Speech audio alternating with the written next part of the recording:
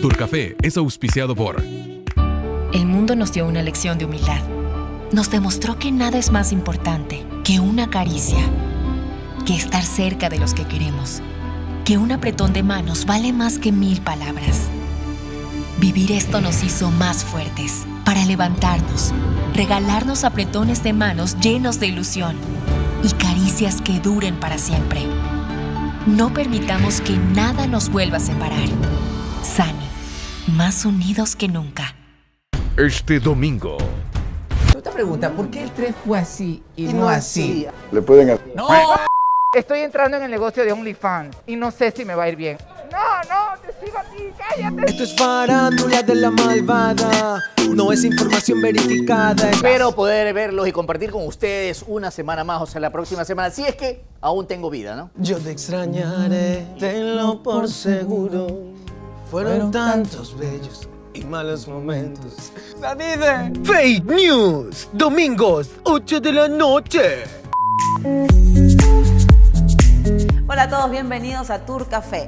Hoy voy a conversar con una mujer que he estado persiguiendo durante mucho tiempo. Es mamá, es hija, es esposa, es hermana, es activista, es abogada, es la gran Carla Morales.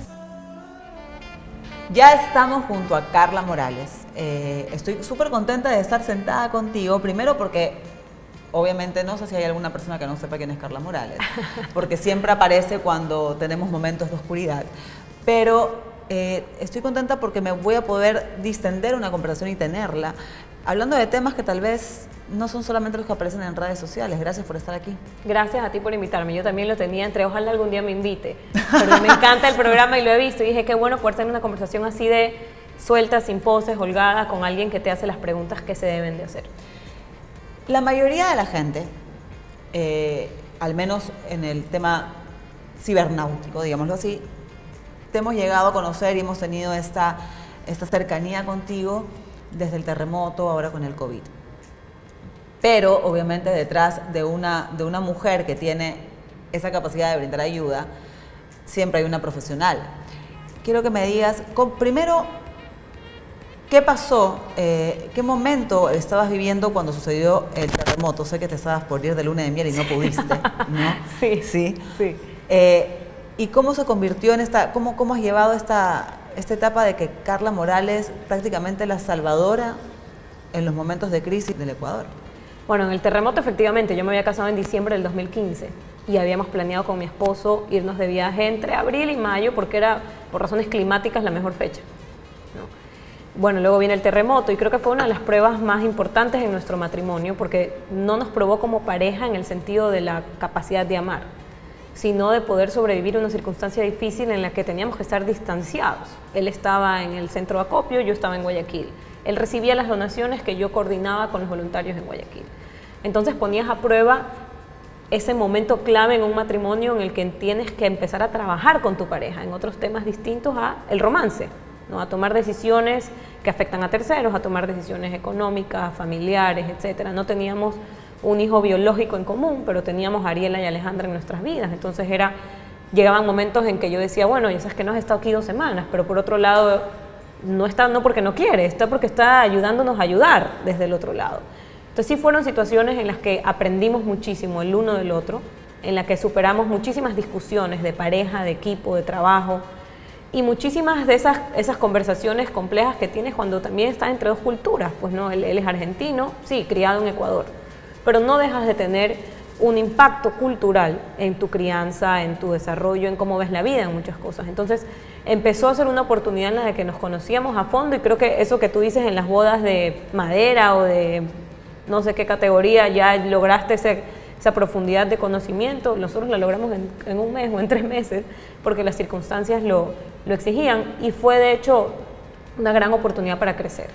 Luego, bueno, con el COVID pasó lo mismo, desafortunadamente, porque siempre he dicho, vivimos en un país que está rodeado de riesgos naturales, humanos, circunstancias difíciles, y ojalá que nunca sea necesario que tengamos que hacer esto. Ojalá que tengamos un sistema tan sólido que no exija que la comunidad tenga que salir a resolver temas que deberían estar cubiertos, ¿no? Pero eso no existe.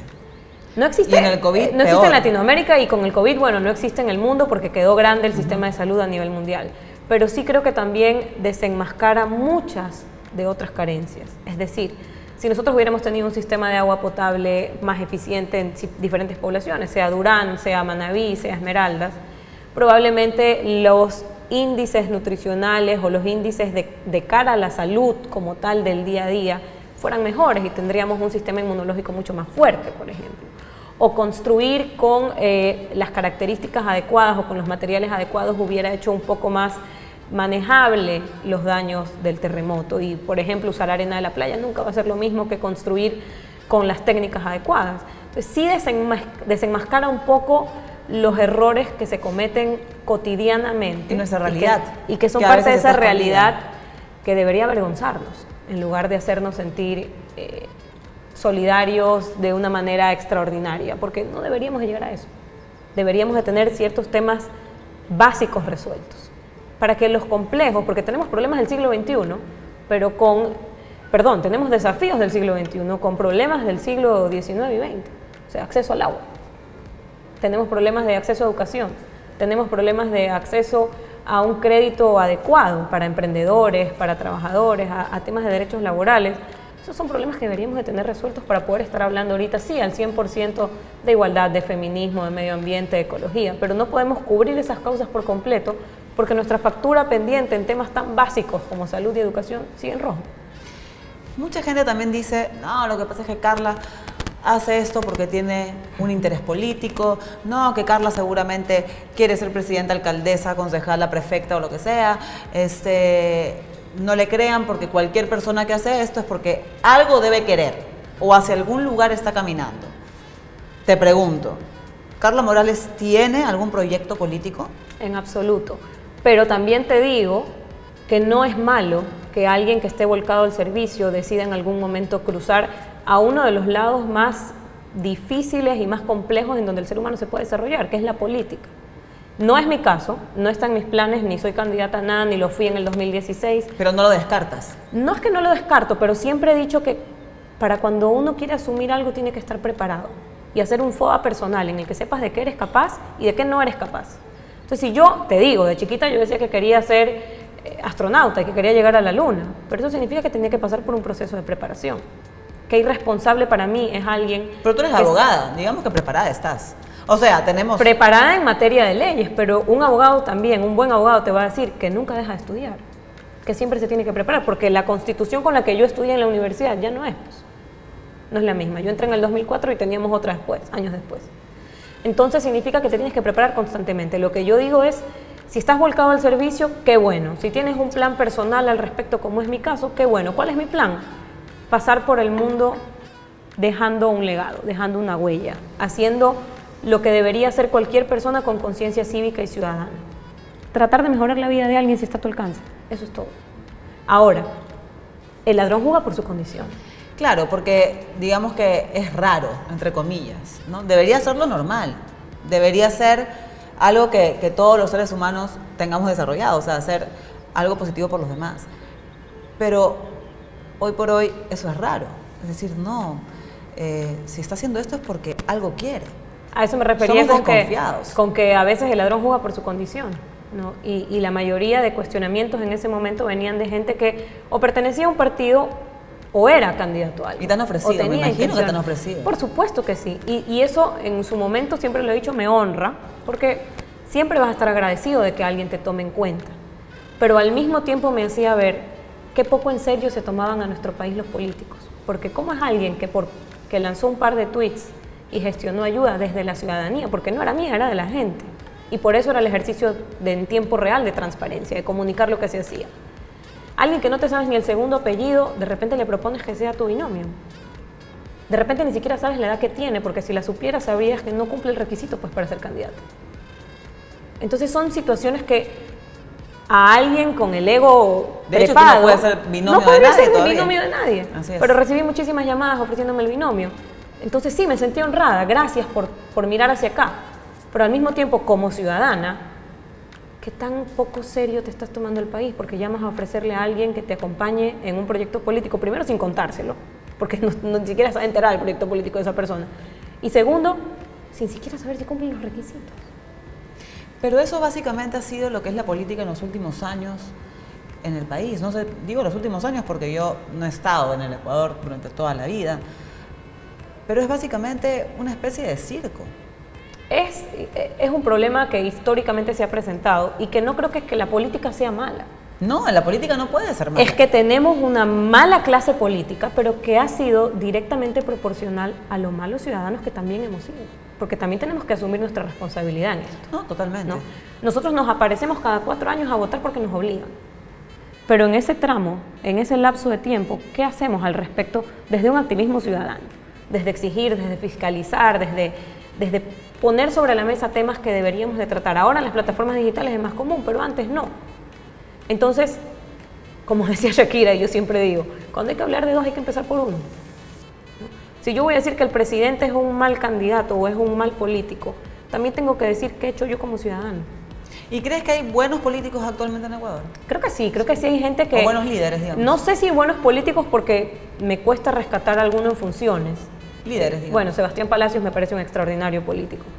Pero creo que hay líderes que tienen muchísima oportunidad de desarrollo, pero que también es difícil porque te encuentras con un electorado mal acostumbrado a otras prácticas.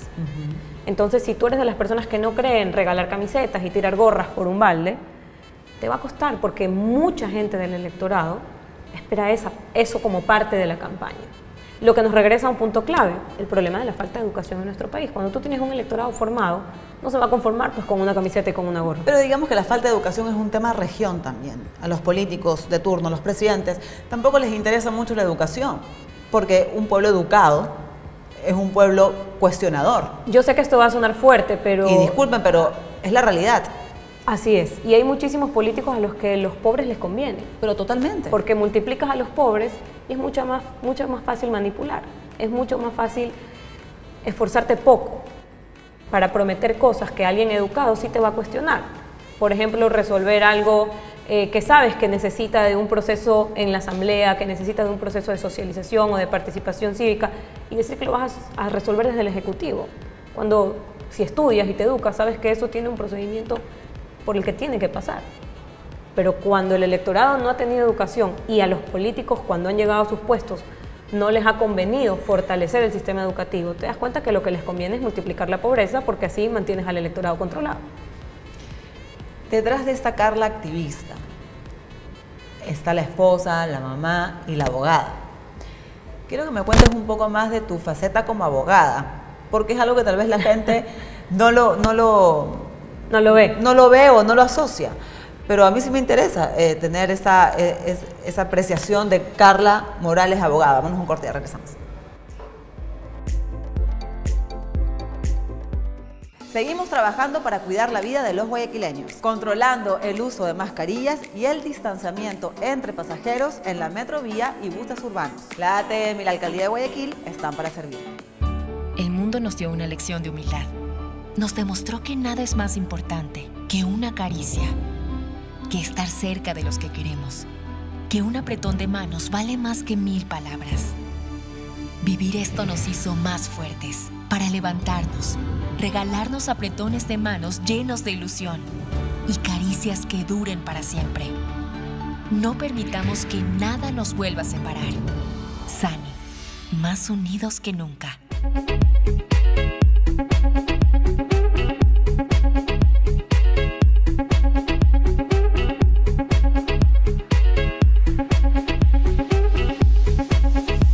Mascarillas, de flores, de animales, de pájaros, de emojis, de fútbol, de corazones, de nuestra bandera. No importa cuál sea tu mascarilla, para subirte a un bus, alimentadores y metrovía, debes usarla siempre. Ahora el uso de mascarilla en el transporte público es obligatorio y mantener distancia también. Juntos hacemos de cada viaje un lugar seguro para todos.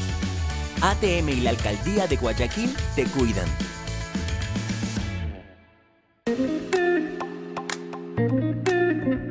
Gracias por seguir aquí en Turcafé. Estamos conversando con Carla Morales, que usted seguramente ya conoce, ya sabe, hemos hablado en este primer bloque de toda su etapa de activista, la cual se tiene que agradecer y aplaudir desde cualquier trinchera en la que usted se encuentre en este punto. También tengo que agradecer al Hotel Oro Verde, como todos los domingos, que hoy nos va a hacer engordar tempranito con el dulce de 3 leches y esta torta mojada de chocolate que nos la vamos a comer después, Carlita. Pero para los que no saben, Carla Morales es abogada. Ahí donde la ven, uy, uy, uy. Ustedes creen, no, que Carla Morales es la que regala. No, pero es que Carla Morales. ¡Huyan! ¿Cuál es esa faceta de abogada? Sí, bueno, de hecho, gracias por la pregunta, porque muchísimas personas entre los comentarios que hacían cuando cuestionaban mi trabajo y el trabajo de todos los voluntarios, porque al final yo simplemente era una voz de un grupo de gente y sigo siéndolo. Pensaban que yo vivía de la fundación, ¿no? O sea, que me convenía el servicio porque la fundación a mí me pagaba o me mantenía. ¿No? Nunca entendí mucho el sentido de esos comentarios, pero tampoco ameritaba que yo explique de dónde venía mi estabilidad económica o cómo me mantenía. Y dije, bueno, yo estudié Derecho en la universidad, ¿no? Y ejerzo mi profesión y tengo mi oficina y tengo clientes. El tema es que yo nunca he estado vinculada a casos mediáticos desde mi profesión. Siempre he estado con trabajo de abogada en el sector societario corporativo. Trabajo para empresas, asesoro a empresas en temas laborales, en temas societarios, en temas tributarios, en temas económicos, que obviamente eso no exigen que salgas a publicar tu trabajo, pero que sí exigen que parte de mi tiempo se dedique a eso porque es lo que paga las cuentas de mi casa, pues, ¿no? Igual mi esposo. También te hemos visto involucradas en casos, obviamente, ya un poquito más hacia la lucha por las mujeres, por los derechos, por la equidad, más que las mujeres, por la equidad, hablando de hombres y mujeres, que sí, por la igualdad. Compartimos esa visión del feminismo de igualdad, de equidad. ¿Cómo crees, y yo tengo una posición que, a ver si la compartes o me das un quiño, yo creo que una parte importante de los problemas que hoy tenemos como sociedad y como país radica en el Poder Judicial, hoy, ¿no? Por diversas razones. Y creo que gran parte de los responsables de eso son los abogados, ¿no? O las prácticas de algunos abogados. No solamente en temas de familia, sino en todos los temas, creo, penales, societarios, etc. Yo te pregunto, ¿de qué manera se puede mejorar la sociedad a través del derecho? Bueno, a través del derecho es donde está esta gran oportunidad de desarrollo y de mejorarnos, pero recordemos que las leyes no las hacen los abogados en ejercicio profesional, libre, las hacen los asambleístas en la asamblea. Entonces, si nosotros queremos más y mejores leyes, si es que estamos buscando un sistema numérico en el que creamos que porque haya más leyes vamos a vivir mejor, y no es el caso, pero si creemos que ese es el camino y queremos mejores leyes, entonces tenemos que votar por mejores asambleístas, porque ellos son quienes desde lo legislativo crean las normas. Ahora, desde lo judicial, que es la aplicación de las normas y la interpretación de las normas, sí, también creo que hay una deuda pendiente. Sí creo que el sistema judicial se ha utilizado.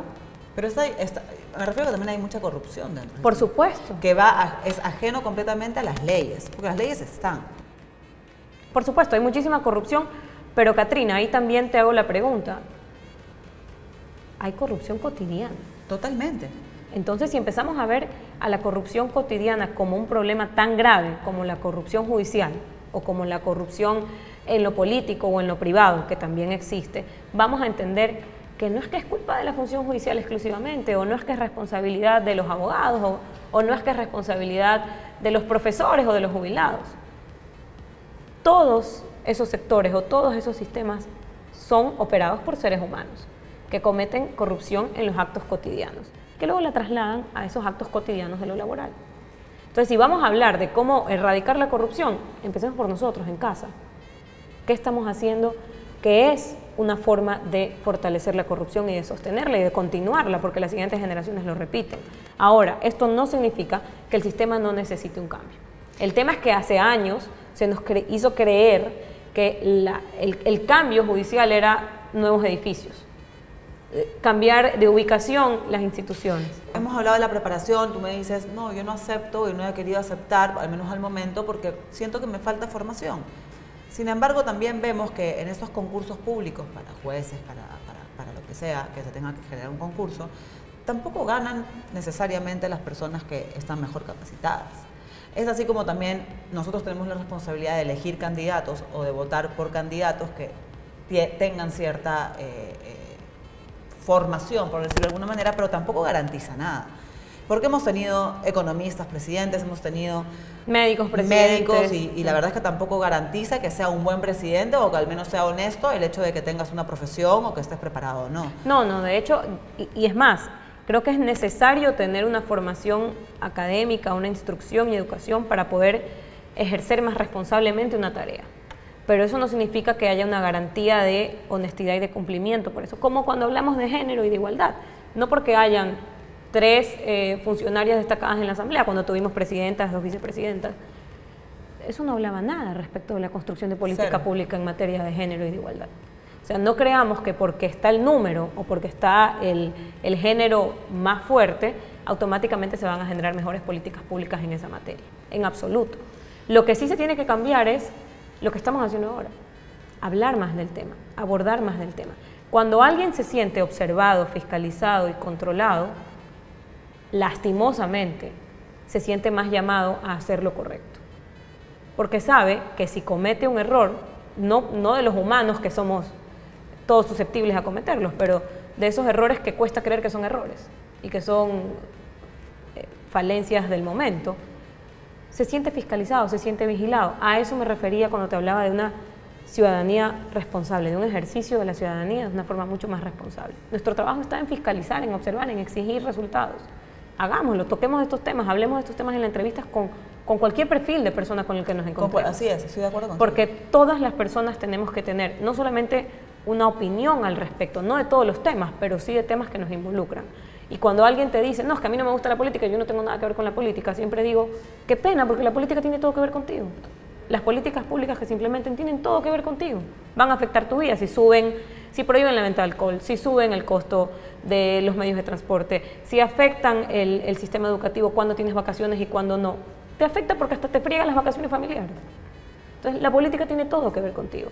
Y nosotros como ciudadanos obligados a votar, tenemos todo que ver con la política desde nuestro rol. Exigir, fiscalizar, hacer veedurías, trabajar y desde nuestras plataformas generar esa opinión pública y ese debate de los temas en los que sabemos que tenemos algo que aportar. Porque también ser bravos de teclado, yo digo, y hablar de temas que desconocemos porque creer que tenemos que opinar y tener una opinión sobre todo, eso también es ejercer una ciudadanía irresponsablemente. Porque creas caos. ¿Qué crees tú que necesitamos a corto plazo en Ecuador cambiar ya? Sobre todo ese chip de creer que lo físico se puede trasladar a lo digital, en materia educativa. Creer que porque el niño recibía 8 horas de clase en la escuela tiene que recibir 8 horas en la computadora es un gran error. Tenemos que diseñar programas educativos acorde. En temas de sociedad, de colectivo, de cómo mirar al mundo después del COVID sobre todo, creo que tenemos que hacer un ejercicio de un FODA personal, responsabilidades, fortalezas, oportunidades y debilidades. ¿Para qué soy bueno? ¿Para qué no soy bueno? Liberar el camino y entender que en la formación de otros, sean hijos, sean subalternos, sean miembros de tu equipo, está la oportunidad de que un proyecto sea sostenible a largo plazo. Y eso aplica a lo político, a lo público y a lo privado. Me tengo que ir a un corte y lo lamento porque estamos súper metidas en la conversación, pero ya regresamos.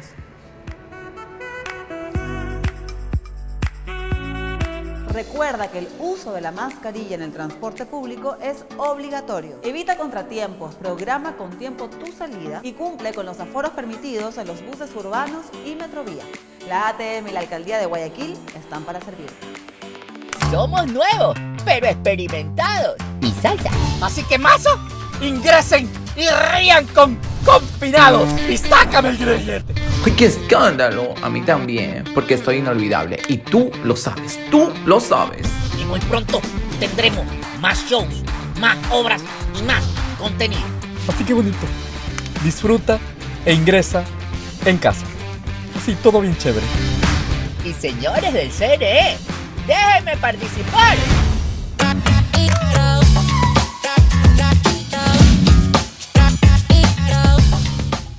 Y no te pierdas todos los domingos a las 11:30, justo después de Tour Café, Holístico by Acupuntura Lead, donde se habla sobre medicina alternativa china y acupuntura, siempre por TC Televisión.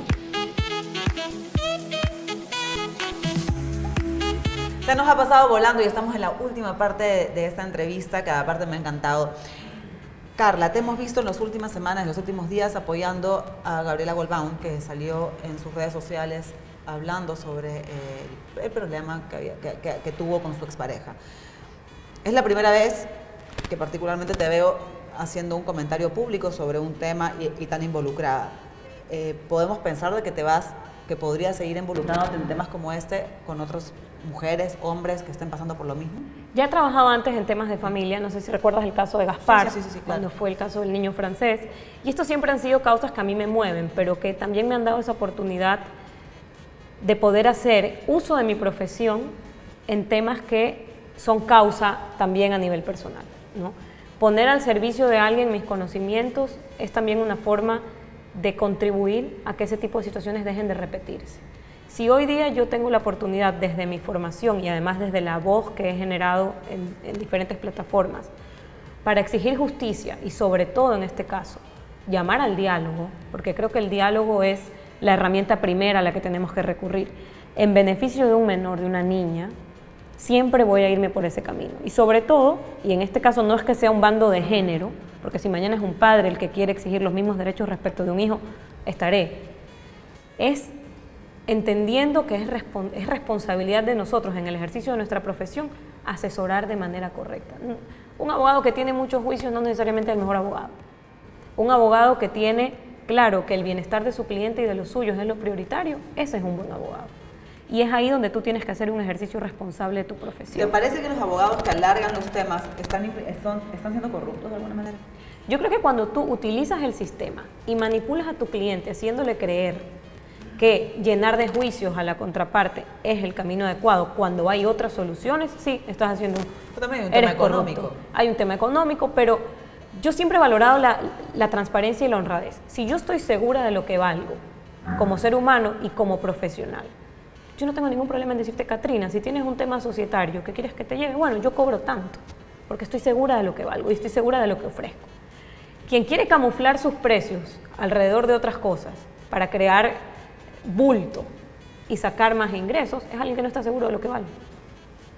Me ha encantado conversar con Carla y no he podido preguntarle, le voy a preguntar. ¿Tu papá te engríe mucho? ¿Es así? Sí, pero es un papá sobre todo, y algo que siempre me gusta aclarar, es un papá sobre todo respetuoso. Y encontrar a un hombre que luego es padre, que sea respetuoso, para mí es el regalo más grande, porque me enseñó a respetarme a mí misma y a exigir el respeto de los demás. Pero si hablamos de engreimiento, así de consentimiento, esa es Gloria. Así.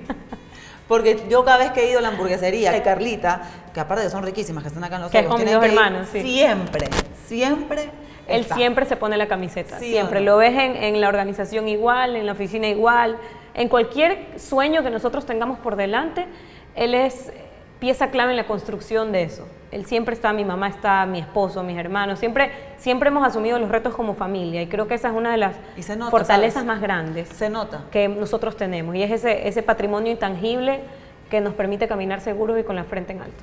Y se nota desde las redes o cuando vas al local o cuando ves a Carlos Víctor y todo el tema, se nota que hay una... no lo sé, es una especie de... complicidad, sí. Hay una complicidad muy grande entre ustedes y eso es rico sentirlo, porque yo también la tengo con mi familia, entonces cuando sientes y cuando tienes gente que también replica lo mismo, es chévere, se nota. Sí, nosotros tenemos súper claro que ese primer núcleo es nuestro primer equipo y que ese equipo tiene que funcionar, así como el delantero, el arquero, la defensa, cada uno de nosotros tiene un rol. Estamos súper claros en aquello y sabemos que si queremos meterle un gol a la vida, que es nuestro mundial personal, digamos, tenemos que trabajar en equipo y todos con la camiseta puesta. Me encantó conversar contigo, Carlita. Gracias a ti por invitarme. Ahora vamos por los dulces. Vamos por los dulces. Pero ustedes los veo el próximo domingo con otro programa de Tour Café. Un beso para todos.